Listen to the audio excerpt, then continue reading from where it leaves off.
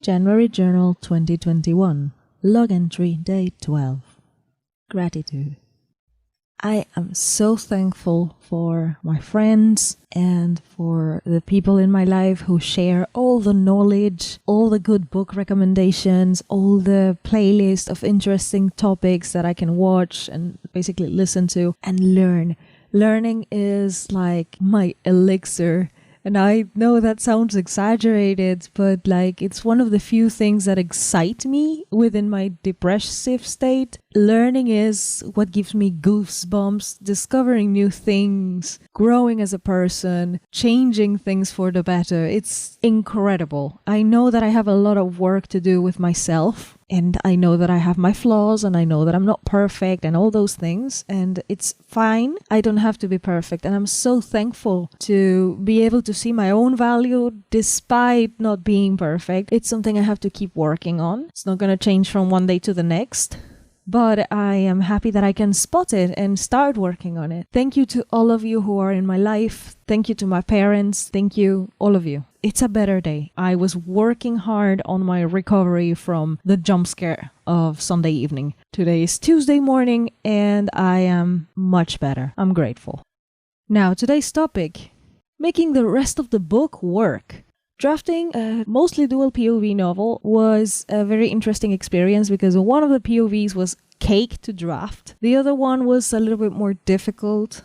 Writing Tibor was harder than writing Annie. Writing Annie was basically cake to me. A lot of things were drawn from memory combined with whatever I had planned for the plot. What is real and what isn't, I'm not going to tell you, but there were things that it was just cake based off memory or a few changes here and there, and it was so easy. Now, editing Annie's side of the novel is still difficult. It was cake to draft, but it's difficult to revisit some of the scenes and work on them properly and professionally to make it sound like a book. And, it's difficult because there's a lot of darkness plastered all over her chapters, and it's just hard to go back and see. But it's part of the healing process, so that's why I did it. And yeah, it might be difficult, but I'm working on it. Drafting Tibor's side of the story was not cake, it was difficult. And editing his side is also difficult. So there's no ease in the working on the rest of the book part of the process. How am I going to go about it? With a lot of patience. I am very self-aware that these days, due to the volume of people writing and trying to publish books, literary agents are looking for the minimum reason to reject you. They will find a comma misplaced or a typo or something in the first pages, and they will reject you because, it's not professional enough, or, I didn't connect with the voice. There is the word in town that you have to be perfect in your introduction of the book because agents are harsher than ever. You stand no chance if you're a nobody and your book isn't perfect from the go. So basically, why do you need an editor? A lot of people are even paying for editors to query later. It's ridiculous. I'm not going that route, but of course this has creeped over my brain and I want to be a perfectionist. It's feeding on my perfectionism. It's not healthy. So I have not worked as much as I wished towards the end of the book. Now, I know that the end of the book has a lot less problems than the beginning because the beginning was the beginning of my writing as well. And as I progressed with that draft, the book became better. But no, there are things I will need to work on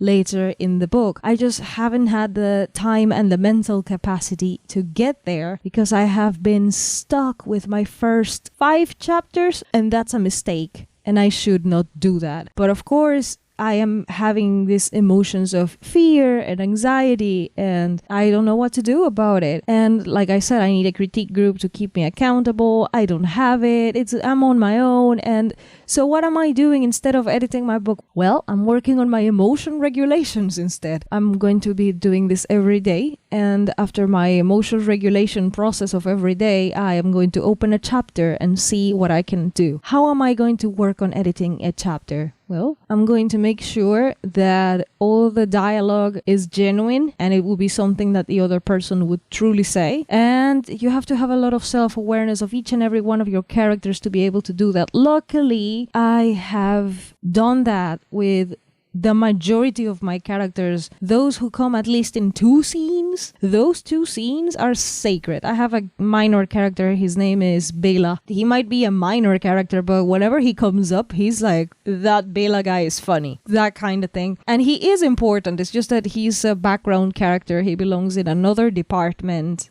He doesn't have the skill of astral projection. He is good with technology devices and innovation. He's in the techie department. It's a different place. And so, of course, the main character is not going to see him so often. And people say, kill your darlings. And I do, because I have been doing that. But I think this character is important and it will be even more important in the future. So that's why he's there. But it's a minor character that I need to make sure that his dialogue is genuine. And that applies to every single character. Who else? Let me think of an adult. Krista. Krista is a very odd character in my story because Miss Krista Valhe is a mind reader and she seems to be the only one of her kind for now. I have plans. Krista is a mind reader. Tibor is terrified of her because, she can read his mind. He has nowhere to hide. She knows he is a little monster and he is afraid of her. And what are her intentions? Because she can see all through him, but he can't. So he understands that he is in a position of disadvantage from the go. He has nowhere to run with her. I have to make sure that there is a glimpse of humanity in her, regardless of how afraid he is of her. Because I have to remind myself that I am narrating this story from his lens. Not everything will be clear as I want it to be, because I am the author. I see everything clearly. I have to make sure that my narration depicts the lens from which the character sees everything. It's been an entire process, even in the first chapter, working on his voice, working on how he describes things, even though it's not first person, because how he would describe things would trespass to the narrator of his chapters. And same applies for Annie. Sometimes I did it and sometimes I was holding back. Someone told me this in the feedback that I got for my book, and someone said, I think with Annie sometimes you're holding back a little bit. Of course, it's a kind of self-insert character, so of course I sometimes become afraid of showing too much. It's natural that I will be afraid of that because people are going to judge and people are going to assume based on their own reader lens. I do the same thing. I have bashed a couple of books because I don't understand it from my reader's lens. So it's a lot of self-transformation in the editing process. You're not just transforming your book into something better. You yourself are transforming yourself into something better as you edit the book. I know this sounds so hippy-dippy, but stick with me for a second. I'm sorry, I was listening to a playlist on psychologists talking about self-transformation, so it's not hippy-dippy love and light. It's academic perspective on how a person goes through self-transformation, and I loved to hear a psychologist talking about shadow work, which is something more in the spiritual communities, something that we listen to more in those communities, but from an academic perspective, that man is my hero now. And it's the same thing. When you draft your story, stick with me. When you draft your story, that's your first impression. That's the persona that you put in front of others. That's like, that you're just letting everything out, word vomiting. It is just your first glance at your work. When the editing and revising and all those things start to happen, it's like shadow work because you start nitpicking and choosing which things have to be corrected. This is something that despite having beta readers, despite having critique partners, I don't see it very often. I see a lot of people rushing their way to publication. They want to publish a book in 3 months because, indie publication is dependent on rapid release and you have to publish because you have to build up a readership and you have to release everything quickly. It's like a factory of books. Do you really have the capacity? Let me ask you this. How long have you been writing? Because I know that I can't because I'm new, but I see a lot of impatience impatience. Even from bigger authors, I see a lot of impatience. I see people saying, maybe you just have to move on to another book. If you have to move on to another book because the first one didn't work, maybe you don't care so much about that book. But listen to me, I care deeply about this book. Like, I cannot begin to put into words how much I care about this. And you might ask why. I'm not gonna tell you why. That belongs to my privacy. I know that there is potential in this book. I don't know how big of a market it will have because I didn't write this for marketing purposes. I wrote it because it's a story that I needed to tell, and I care of the effect it might have on me as a person, as a writer who accomplished something. So it will have a big effect on myself. Let's be very honest here. It will change me in a positive light because I wrote a book, the first in a trilogy. I plan to make this a trilogy, and I will accomplish a goal, and it will be a self-realization kind of thing. But that's just the first step. What about the people that might read this and feel something or think something that will make their lives just a little bit different? I'm not saying that I'm gonna change the world. No, I'm not here to change the world. I am a piece of nobody, and I am just a writer. Someone who changed the world, Steve Jobs, Bill Gates, Martin Luther King, those people, they changed the world.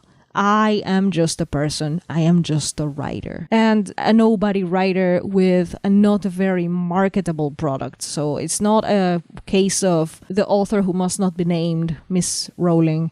It's not the case of an author who kind of changed a generation because her book was very marketable. Mine is not marketable.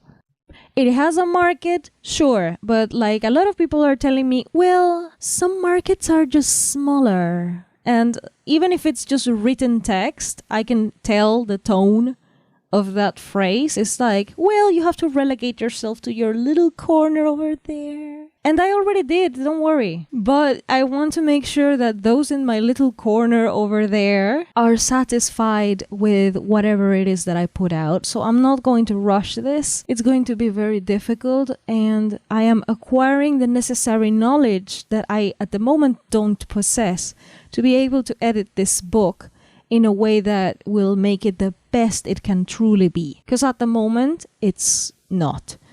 There are glimpses of good things. I did a decent job with my drafting because I know my characters very well, but there are some things that need to be solved. And I still don't know how. I think there might be some structural problems. I'm not sure if there are. The thing with me is that if I ever have a gut feeling that there might be problems with structure somewhere, there are. Whenever my gut tells me something and I don't listen, I regret later. I do regret it later deeply.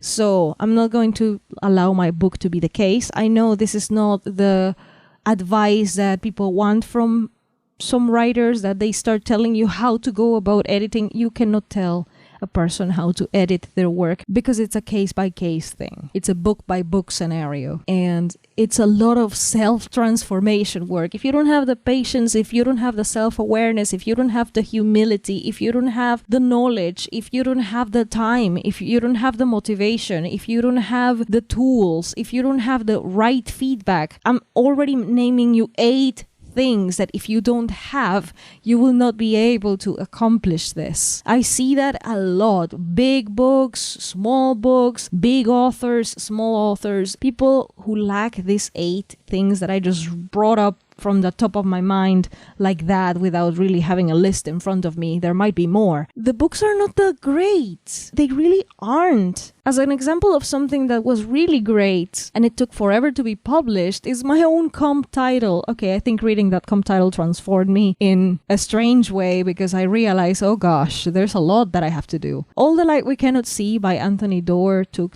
10 years to be the book that it is today. Let that sink in. My comp title took 10 years and it was not his first book. He was not a newbie author with a new book, like me, that this is my first book in English, and it took him 10 years.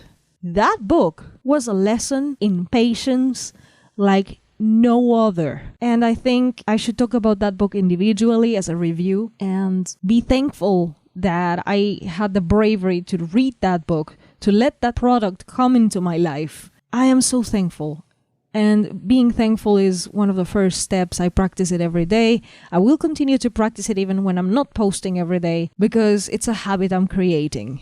And I'm noticing something, and hopefully you're noticing it too. At the beginning of this journal, I was not sure about what to be thankful for. And I was like, well, I'm alive, I guess. And I was like that, it was not much to be thankful for. And I didn't see anything good to be thankful for. And now look at me. I find the smallest of things, and it's like, wow, I am so grateful for this. It will help me immensely throughout the entire publication process. I don't hear anyone talking about it, so I am talking about it. If this is not the kind of transmission that you were looking for at the moment, maybe you already had that figured out. But I hope this gives you value, even though this is not a guide on making my book work, because I don't know yet. And I have to be very honest in this journal and say, hey, I don't know yet how am I going to go about it. Or maybe I have an idea, but I'm not sure yet. So I am thankful, and I am honest, and I am patient, and I am resilient. I hope that whenever whoever is listening, finds this message, it helps you in whatever it is that you're trying to accomplish. Be patient. Be resilient, and be thankful. As always, thank you so much for being here, and thank